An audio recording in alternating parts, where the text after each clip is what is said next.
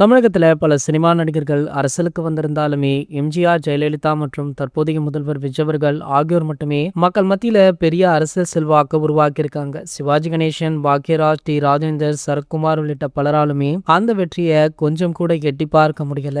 விஜயகாந்த் அவர்கள் எதிர்க்கட்சி தலைவராக உயர்ந்தாலும் முதல்வராக முடியல. இந்த நிலையில நடிகர் தனுஷ் அவர்கள் அரசியலுக்கு வருகிறாரா அப்படின்ற கேள்வியை அவருடைய சமீபத்திய நடவடிக்கைகள் எழுப்பியிருக்கு. அண்மையில தன்னுடைய ரசிகர் மன்றத்திற்கான செவ்வப்பு நிற கொடிய அதுல தன்னுடைய உருவத்துடன் அவர் அறிமுகப்படுத்தியிருக்காரு. இதனடுத்து இது அரசியல் பயணத்திற்கான முன்னோட்டமா அப்படின்ற விவாதம் சோசியல் மீடியாக்களை எழுந்திருக்கு. மேலும் திருவள்ளுவர் நடைபெற்ற அவருடைய பிறந்தநாள் விழாவும் அரசியல் மாநாட்டை நினைவூட்டும் வகையில் அமைச்சிருக்கு. நிகழ்ச்சியில் நடைபெற்ற இடம் முழுவதும் ரசிகர்கள் மன்ற கொடி ஏற்றப்பட்டிருந்தது.